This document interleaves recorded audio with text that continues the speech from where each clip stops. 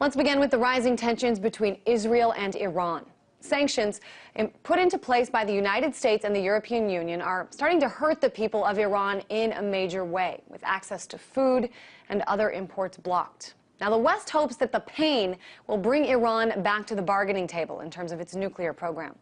In the meantime, Israel is stepping up its threats that an attack on Iran may be imminent, with Israel's Defense Minister Ehud Barak drawing a line in the sand. He calls it the, quote, zone of immunity, the point at which Israel could no longer put off taking action.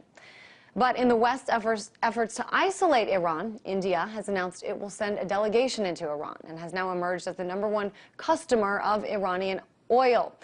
Now, there are new indications China also will send in officials, and this global chess match looks like it may be a messy one and a long one.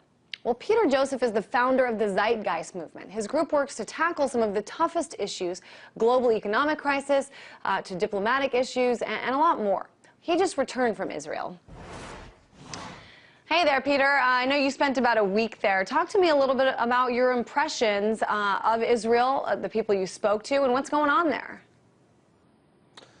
Well, thank you, Kristine, for having me. Israel is in a very complex state. On one side, you have a very intelligent public that is not representative of the state that's causing all of these general warlike interests in the occupation, the prisons of the West Bank and Gaza, and everything else that I'm sure we've talked at length to death about. So, you know, it's important to initially point out that there's an incredible culture there that really does not represent the state.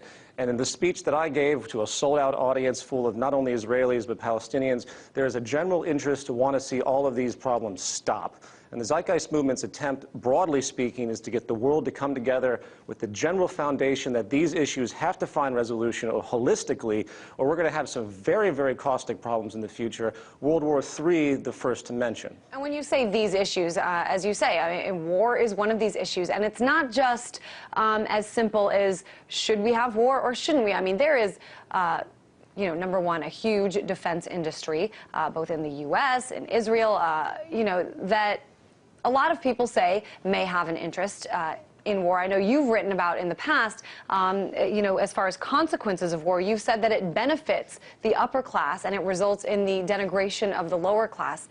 Talk to me about this divide as it relates to war, and if you think there's an undercurrent of something else here other than a legitimate threat. Well, we often hear the term geopolitics. The correct term is geoeconomics. If you go down to the foundation of the state, Neolithic revolution 10,000 years ago, suddenly we went from hunter-gatherer type of, you know, nomadic societies to fixed cities, Mesopotamia, suddenly the introduction of the permanent military. You ended up with this sort of corporate approach to economic management defined as the state, which invariably generates imbalance and conflict and the necessity to override the interests of other states. Very similar, by the way, to how our economic principles work across the world through the corporate enterprise and the free-for-all market, as I often refer to it. It's a competitive war-like system. So, in the broadest scope, what do we expect when the states begin to behave this way? If you were to look at a map of all the territorial disputes, all the resource acquisitions, all the annexations gone through history, it's one massive affair of warfare, thousands and thousands of wars that have existed for the past 5,000 years that have been noted. So the problem is much more underlying. We can talk about the specifics of the Israeli-Palestinian conflict. We can talk about the Chinese, Russia, and Iranian issue with respect to power development against U.S., Israel, Canadian, and Western interests, which is very terrifying, by the way, especially given the financial burden and collapse we're seeing across the world, which is always a characteristic of warfare on the horizon. But underneath the whole thing is the economic premise. And until we find economic resolution, until we begin to learn how to share our resources, speaking poetically but very literally, until we can define a new level of what we see as peace, meaning a collaborative effort, not state entities seeking their own advantage over each other, but something new, which I could talk at length as well. We're not going to see any resolution to any of these issues, and that's a fundamental premise in part of the type of economic reforms the Zeitgeist movement pushes forward with. Well, what was your reasoning, Peter, for taking this movement? I know you've got a lot of followers from around the world. What was your reasoning for going physically to Israel and speaking there? Well, because it is the hotbed of a great deal of tension in the world, it's seen as one of the most pivotal crises and positions of destabilization in the world. It was symbolic to go there and to speak on the issue of war. And the lecture that I gave was on the broad definition of the state, its evolution, as I mentioned in prior just a moment ago, and how we really can't resolve this issue. So I went there for symbolic reasons, but also, obviously, because of the growing tensions between these massive superpowers that are now dividing themselves, as I mentioned earlier, that can very easily trigger another world war, which is what terrifies all of us. So those are the few levels that. And you've laid out some of these problems, and I think that they're for anyone who sort of is following what's going on, keeping their hand on the pulse of sort of geopolitics, or as you say, geoeconomics. These issues are out there, but are there solutions available? And I guess, or do you just think war is inevitable between Iran and the West?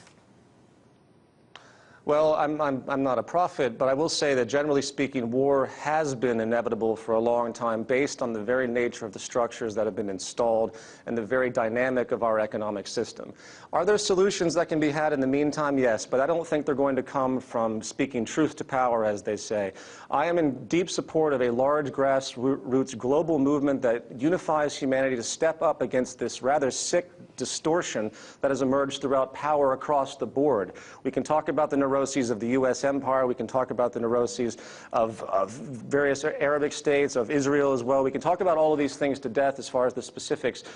But at the very core of this comes a deep social change that's required, and it's going to take a grassroots movement to move this forward. I have little faith in the change coming from the state empires. Well, we understand that you'll be working on it in the meantime. Peter Joseph, founder of the Zeitgeist movement.